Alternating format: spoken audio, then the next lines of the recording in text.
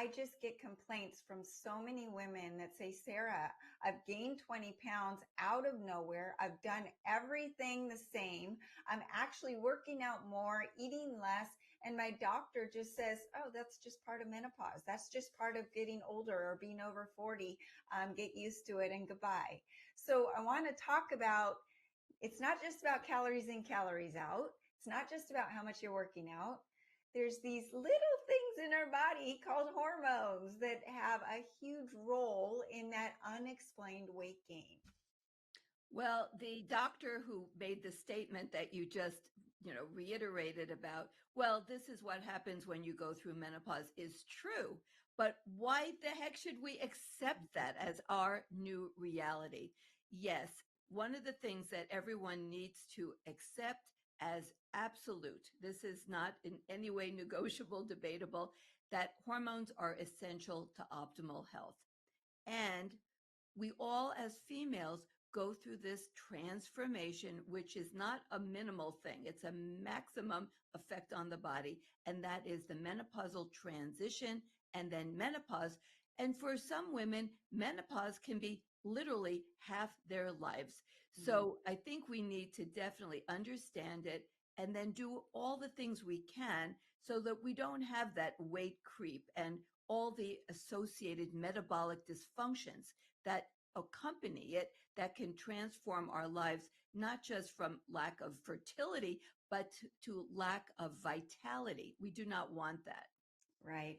And last time you were on, we termed, I give us credit, terming the phrase not estrogen dominance, but estrone dominance. So I wanted to get into the different types of estrogen. There's the good, the bad, and the ugly, and how that affects that fat storage and metabolism.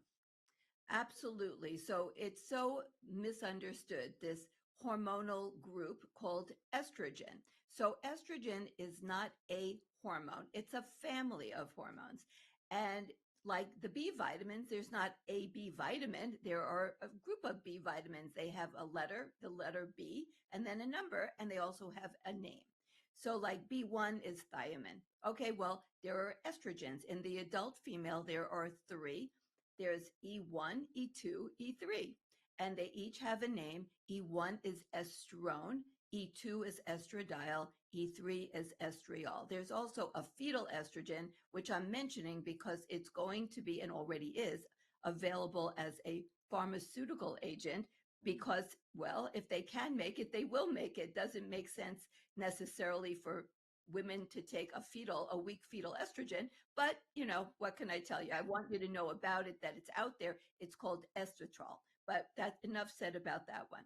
So the ovarian produced estrogen is E2 estradiol.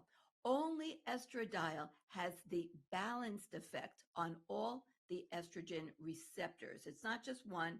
There's alpha and beta and a G protein coupled receptor, and they intersect and interact, and they're complex. And you need to know that we as humans are not smart enough to micromanage all of the estrogen receptor functions and the binding and all of those things. So we want to do a macro management, not a micromanagement of our hormones, by replacing hormones and supplementing hormones with the biologically identical version that the ovaries make, which is estradiol E2 and progesterone. And it's important to understand that because a lot of people talk about other forms of estrogen, like in giving estriol or estrogen dominance, like you talked about, and they mix it all up and then they start thinking that estrogens are confusing and estrogens can be evil.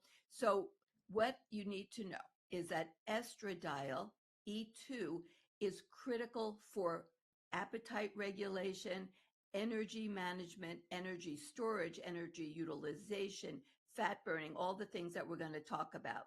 And estrone is an important estrogen. It's different than estradiol. It actually is derived from estradiol in a healthy reproductive aged woman, but only in the amounts that are needed and required by nature, given the situation. In a postmenopausal woman or a metabolically unhealthy overweight or obese woman, even during the reproductive years, when you have a lot of inflammation and you have a lot of adipose or fat tissue in the body, inflammation upregulates or like turns on an enzyme that's present in fat tissue called aromatase. And we have an abundance of, especially when we're younger, but all through life, large quantities of an adrenal androgen called DHEAS and its subsequent produced DHEA. And from those androgens, the dominant ones are produced by the adrenal gland in large quantities. They're converted in fat tissue under an inflammatory environment into estrone. And estrone acts on predominantly the alpha receptor. The alpha receptor is on immune cells that are called innate immune cells. They're the first responders to an injury or a pathogen like a bacteria or virus getting into the body, and they create an inflammatory response. We do not want to be in a state of inflammation, which we're going to talk about, because underlying a lot of metabolic dysfunctions in peri and postmenopausal women is the onset of chronic inflammation. And that changes how everything works and hormones work and so on. The gut microbes and all of that get impacted in a very negative way by chronic inflammation, which causes an overproduction, not from the ovaries. This has nothing to do with the ovaries, but from fat tissue of estrone, which actually then sort of like accelerates inflammation. It's not an evil estrogen. It just is being produced inappropriately for the situation because of inflammation, which inflammation we don't want to have unless we're actually in a situation that demands inflammation in order to save our lives.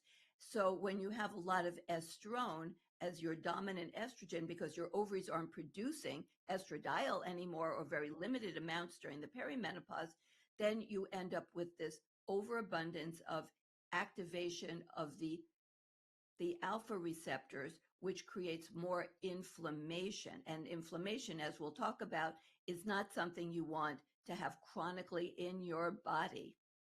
Right. So you're saying that the fat cells, if you're inflamed, the fat cells are going to make you more fat, right? So Well, it does come out to be that, yes. so it's this is where we really need to understand that it's not just about counting calories and working out, that there's these little mechanisms in there with the imbalance of the hormones that is can actually cause this cascade, and we're going to get into more of the cascade that occurs. And you mentioned increased fat storage, but I also, as we're talking about all these hormones, want to make sure we're talking about the loss of muscle mass, which is so important for women as well. Well, that gets back to the vital role of estradiol. So, you know, we get other problems down the line, but they all stem from like endocrine disruptors, bad diets, lack of sleep, unlimited stress, which we'll talk about. But no matter what you do, and you're doing like you talked about the woman who says, I'm doing everything right. I'm eating right, maybe even less. I'm trying so hard. I'm exercising. And yet I'm getting this weight that's being deposited, particularly around the middle, which we hate. That's the visceral fat. That's the inflammatory fat. So even women who do everything right, and there are plenty that could use some help in modifying their lifestyle choices, but even when you do things right, loss of estradiol is going to have some very key effects. So what are they? Well, one is involving the mitochondria. So it turns out that we have these little structures, they're called organelles, mitochondria, and they are present in every cell, and they are what create energy. So how do you make energy, the vital force of life? You make energy by turning the food that you eat, like you turn in glucose and fat into energy in these little structures. So what happens is that you have estradiol, and estradiol works many of the functions of mitochondria. The creation of energy called ATP with the electron transport chain requires estradiol. to have healthy, rejuvenated mitochondria, you need to have a functioning enzyme called the sirtuins, and SIRT3 is the one that's in mitochondria. And in order for that to work properly, to have what we call mitophagy or rejuvenation and functionality of mitochondria requires estradiol. And then, as well, when you create energy with the electron transport chain, we call oxidative phosphorylation, you create a byproduct which happens to be toxic. It's like a waste product of mitochondria called superoxide, which is two oxygen molecules together. And superoxide is super toxic to the mitochondria. You've got to transform it as fast as possible to hydrogen peroxide and get it out of the mitochondria so it doesn't destroy and injure that mitochondria. But you can't do that. Superoxide has no mechanism to get out of the mitochondria. It has to be converted to hydrogen peroxide, which is also a poison. But unlike superoxide, hydrogen peroxide can diffuse out, can exit the mitochondria, where in the cell, in the cytoplasm, there are mechanisms to convert the hydrogen peroxide, which is H2O2, into H2O, harmless water. But in order for all of this to happen, in the mitochondria, you have to have a functioning enzyme called manganese superoxide dismutase. Well, in order for that enzyme to work, you need E2 estradiol. So, in a deficient state of estradiol, you can't make energy. You're not going to maintain the health of mitochondria, and you can't get rid of the poison that is made by the process of making energy. So then you actually destroy your mitochondria. So it's like insult to injury. You can't burn fat without functional mitochondria, but it's a different mechanism, different skill set to make and store fat. So you're very good at making fat and storing fat, but you're not good at burning fat. And what else does estradiol do? Estradiol is critical for the transport of glucose from in the blood into the tissues, into the cells, through a mechanism called the glucose transporter, the GLUTs, GLUT. And that includes also, by the way, the brain. So in order for proper transport of glucose from the blood into the cells, you need estradiol. So when you don't have enough, you build up higher amounts of glucose in the blood, which causes the pancreas, the beta cells of the pancreas, to make more insulin. Uh-oh, this is an uh-oh one, because now you're going to have higher and higher amounts of insulin. Well, insulin is vital for survival, but like everything, you want just the right amount at the right time. And when you start having too much sugar, glucose in the blood, and you get higher and higher amounts of insulin, one of the main functions of insulin is the production and storage of fat. Right. So here you can see we're developing a perfect storm here, ladies, right? Now you're not burning fat properly. You can't get rid of your glucose into your cells to give the cells the energy that they need, the source to burn. And you have elevated levels of insulin, and that is going to drive more fat production and storage. And what's happening too, estradiol is essential for maintaining the optimization of the gut microbiome. And I know that your listeners probably know lots about that. And most people don't know this. Like they talk about things that are vitally important, like eating proper fiber, eating at the right time, avoiding toxic chemicals in your food. All of that is essential. But what I call it the missing ingredient to understanding the microbiome is the hormones. So you've got to have the proper amount of estradiol. And when you don't, you lose this beautiful synergy between the specialized cells of the intestine combined with the microbes in the gut to create a protective coating, a mucus coating that keeps the toxins in the gut from getting right up close to the lining cells. But without the right estradiol, you have modification of all these things, and you end up with no protective or very limited protective mucus coating. So the toxins get right up to the cells, and the cells are very close together. We call them tight junctions, and they're held together by little fibers. And those little fibers start to disintegrate. The cells start to drift apart, and these toxins pass right into the body proper. And the immune cells of the body, or like 70% of all the immune cells, are lining the gut. And estradiol has receptors on all the immune cells. Like I mentioned, the innate immune cells, the first responders, they have the alpha receptor. So, and it becomes sort of dysregulated when you don't have enough estrogen. Like it becomes like more like lower threshold to trigger inflammatory cytokine production, more inflammation. So you get a bigger response, like a bigger explosion of inflammation. So as these toxins come into the body, the immune cells say like invader, invader, and they do their thing. They create an inflammatory response to try to wipe out the invaders, but they keep the invaders. They're not going to stop because you have leaky gut.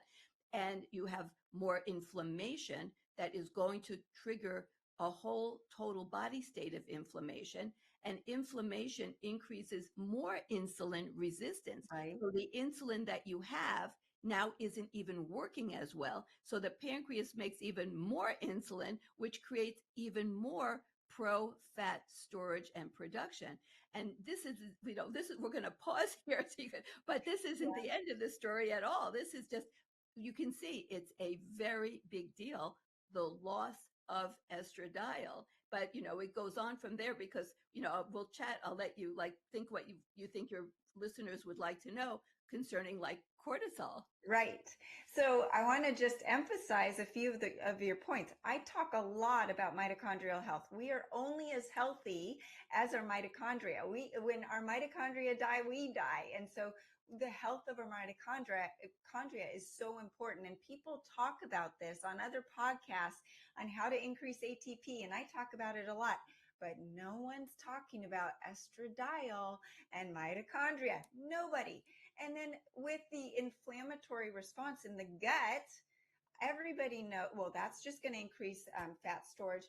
But all of the gut people out there detoxing and intermittent fasting and taking your right probiotics and eating the right gut foods, no one's talking about estradiol.